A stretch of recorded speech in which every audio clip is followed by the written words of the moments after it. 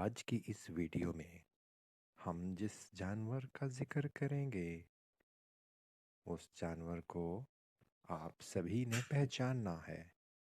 Guess करें वो कौन सा एनिमल है।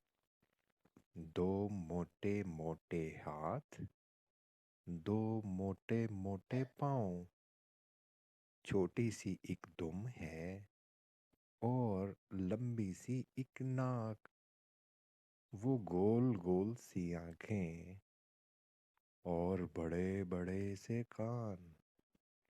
पेट है इसका मोटा, दो लंबे लंबे दांत। बच्चों का है साथी, नाम है उसका हाथी।